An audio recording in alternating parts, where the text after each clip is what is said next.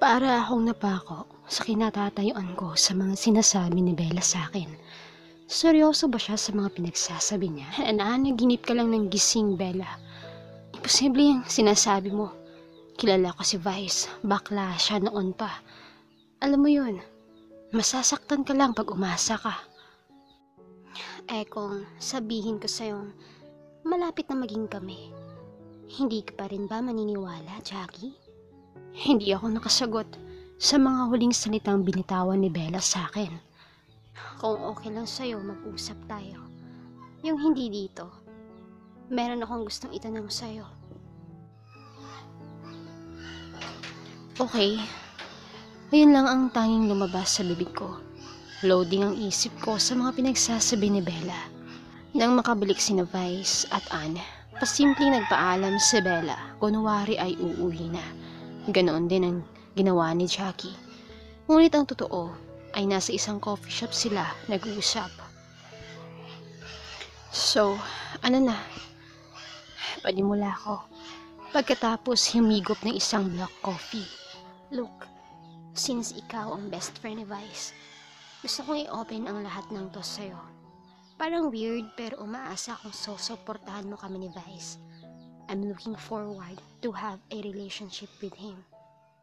Ayoko. Nagsimulang kumunot ang noo ni Bella. Why? Ayaw mo ba talagang maging straight ang kaibigan mo? Ayaw mo ba siyang maging masaya? Deserve niya yun. Kaya ko yung ibigay sa kanya, Jackie. Aalagaan ko ang best friend mo. What the hell reason is? Ba't pinagkakait mo yun? Mahal ko siya. Mahal ko din siya. Mahina, ngunit madiin kong sagot. What? So, tama nga ang hinala ko. Kaya ang bigat ng loob mo sa akin. Fine.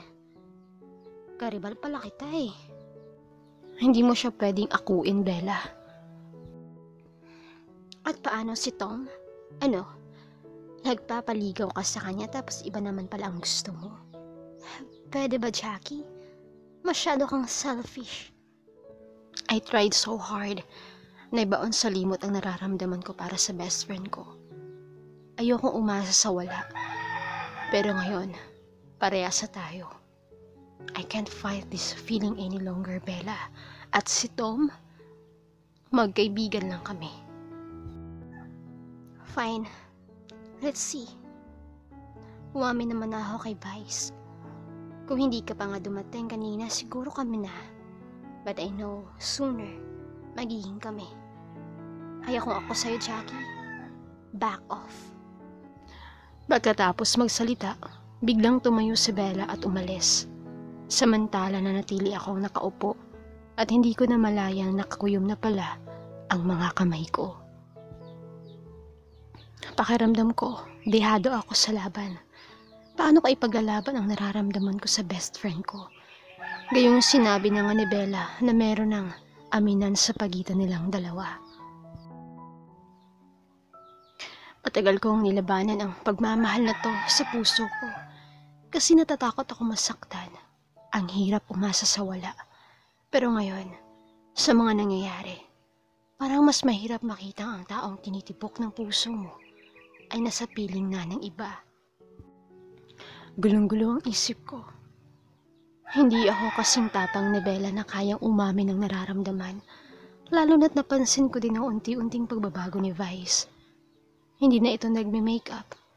Lagi na rin nagpapagupit ng buhok. Minsan, nakakalimutan na rin itong mag-shave. Pati pananamit nito ng iba. Mga bagay na ginagawa niya sa tuwing umuwi kami sa kanila. Yun ang nakikita ko. Pero wala naman kami sa kanila. Ba't kailangan niyang mag-anyong totoy? Hindi ko lang mabanggit-banggit sa kanya ang mga napansin ko. Kasi nga, masyadong nakafocus kami sa komplikadong sitwasyon ng papa ni Anne. Mas lalo akong nalungkot. Siguro nga tama si Bella. Nagkakamabutihan na sila, kaya gani-ganito na lang ang mga pagbabago ng best friend ko. Simula nang dumating si Bella sa buhay naming mga best friend, ang dami nang nagbago. Si Bella nga yata ang dahilan kung bakit nangyayari to. Gusto ko siyang makausap. Gusto kong malaman mula mismo sa kanya kung nagkakagustuhan na nga ba sila ni Bella. Pero paano ko sasabihin? Kaya ko kayang tanggapin ang mga posibleng isasagot niya sa akin? Nahihirapan na ako. Kung pwede lang itigil mo na ang ikot ng mundo. Bakit pa kasi sa dinami-dami ng lalaking nakilala ko? Bakit sa best friend ko pa ako na in love ng ganito? Ang saklap naman ng sitwasyon ko. Pagkatapos ng isang masinsinang pag-uusap ni Bella at Jackie, minabuti nitong magmukmok sa kwarto habang malalim na pinag-iisipan ang mga magiging hakbang upang makamit ang pag-ibig ng taong matagal nang itinitibok ng kanyang puso. Kailangan niyang maging malakas at maging palaban dahil alam niyang hindi biro ang kanyang kabangga na si Jackie. Wala na siyang ibang maisip na paraan kung kaya't marahil kinakailangan niya ng tulong mula sa isang taong labis din ang pagmamahal. Dali-daling dinukot ni Bella ang kanyang cellphone sa kanyang bulsa at nagsimulang mag-dial. Hello? Hello? Napatawag ka, Bella. I think we need to talk. Tungkol saan? Magkita na lang tayo sa coffee shop. Okay. Mga ilang sandali ay narating din ni Bella ang coffee shop kung saan magtatagpo silang dalawa ni Tom. Kapwa seryoso ang mga mukha nila habang nag-uusap. Kinuwento niya rito ang mga pinag-usapan nila ni Jackie at ang pag-amin nitong may lihim ding pagtingin kay Vice. Halos hindi makapaniwala si Tom sa mga narinig. Labis-labis ang sakit na kanyang nadarama. Paano na ang pagmamahal niya para kay Jackie? Kayong iba pala ang tinitibok ng puso nito. Hindi ko kayang paniwalaan ang lahat ng itong sinasabi mo, Bella. Paano mo na-take sabihin ng lahat ng to sa akin? Gayong alam mong masasaktan ako. Pasalamat ka nga kasi sinabi ko sa'yo. Now, you have enough time to win the hearts of Jackie. Gaya mo rin ako, Tom. Umaasang mahalin. Pero ako, handa akong ipaglaban ang taong mahal ko, ikaw. Kaya mo din bang lumaban? Hamon ng dalaga sa kanya. Mahal ko si Jackie. Hindi man ang pangalan ko ang nakaukit sa puso niya ngayon. Alam kong mapapasa akin siya pagdating ng panahon. Kailan pa to? Kapag huli ng lahat? Kailangan mo ng kumilos. Do your moves and I'll do mine. Matapos ang pag-uusap nilang dalawa, umuwi na si Tom na parang balisa sa mga natuklasan. Hindi ako payag na mapunta ka sa baklang yun, Jackie. Tayong para sa isa't isa. Hindi mo ko pwedeng gagawin, Jackie. Pinapaasa mo lang pala ako. Nasa kwarto ako ngayon. Katabi ko ang maliit na bote ng beer. Wala akong ibang gusto kundi ang maglasing. Kaya pala hanggang ngayon, di pa rin ako sinasagot ni Jackie. Kasi meron palang ibang laman. Ang puso niya. Lintik na. Dumapo ang mga kamao ko sa pader. Sa labis na galit na nararamdaman ko. Kinabukasan, sa wakas na discharge rin ang ama ni Anne sa ospital. Sana tuloy-tuloy na ang recovery ni Tito. Sana nga. Pag-uusap ng mga best friend habang inihahanda ang kamanghihigaan ng pasyente pagdating sa bahay. Nagpresenta naman si Bong na ihatid ang mga ito gamit ang kanyang sasakyan upang hindi sila mahirapan. Sinilip ni Jackie ang bintana matapos marinig ang busina sa labas. Sis, nandito na sila. Tulong-tulong silang umalalay sa pasyenteng hirap sa paggalaw. Kaya nang sa wakas ay nasa maayos na ang kalagayan nito sa hinihigaan at nakapagpahinga ay laking ginhawa na rin nila. It's time to cook na. Ako na muna bahala sa kusina, Tian, ha? Salamat, Jackie. Sige sis, gutom na talaga ako. Super. Servo, Salamat Tumango lang ito at ngumiti. Agad nagtungo ang dalawa sa kusina. So, paano? Mauna na ako, Ann. Sige, salamat Wala yun. Sige, na ako.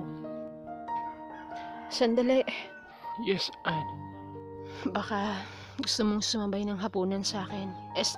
Sa amin, ibig kong sabihin. Kung gusto mo lang naman, iilang na alok ni Anne sa dating nobyo. Tila naman nagulat ang binata sa naging alok ng dating kasintahan, kaya hindi niya napigilan ang labis na kagalakang nadarama. Oo naman. Sige ba? Nanatili si Wong sa salas, nanunood ng TV. Si Anne naman ay nasa tabi ng kanyang natutulog na ama. Patuloy naman sa paghahanda na makakain sina Jackie at Vice. Habang naghihiwa ng kamatis, bawang, sibuyas at luya, hindi mapigilan ni Jackie ang kabahan. Naalala niya kasi ang mga pag-uusap nila ni Bella noong nakaraang araw. Sis, napansin ko lang, ba't parang nakikita ko si Totoy ngayon na stress ka ba o talagang trip mo lang yan ngayon? Wala. Tinatamad lang siguro ako mag-ayos. Alam mo namang nakakaloka ang mga nangyayari lately. Okay. Akala ko kasi nagbabalik loob ka na. Pagbibiro ng dalaga. Natawa naman si Vice, pero saglit lang, agad ring sumeryoso ang mukha nito. Bakit, Jackie? Sa tingin mo kapag nagpakalalaki ba ako, tatanggapin kaya ako ng babaeng mamahalin ko? Seryosong tanong ni Vice sa dalaga. Bahagyang iniangat ni Jackie ang paningin upang tagpuin ang mata ng kaibigan. Sandali silang nagkatitigan. Ha? Oo naman. Agad na umiwas ng tingin si Jackie. Hindi niya kayang makipagtagisan ng tingin sa taong nilalaman ng kanyang puso. Halos wala na siyang marinig, kundi ang malakas na kabog ng kanyang dibdib. Talaga? Halimbawa, ikaw ang babaeng yun, sis. Tatanggapin mo rin ba ako? Oo naman. Ngayon nga ganyan ka, tanggap kita eh. Hindi nga. Totoo? Oo na. Hindi na natapos ni Jackie ang sasabihin nang maramdaman ng kirot ng nahiwa niyang hintuturo. Oh my. Ingat ka, Jackie. Mabilis itong kinuha ang kamay ng dalaga. Nagbukas ng gripo at doon hinugasan. Pagkatapos ay kumuha ng band-aid upang takpan ang sugat ng dalaga. Thank you, sis. Mag-iingat ka sa susunod, ha? Ako na maghihiwa. Sige. Pagkatapos silang maghapunan, ay nagpaalam na rin si Vong. Mabilis man at mailap ang bawat sandaling magkasama sila ni Anne, ngunit labis na pa rin itong pinagsasalamatan sapagkat kahit papano ay unti-unti naglalapit ulit ang mga loob nila sa isa't isa.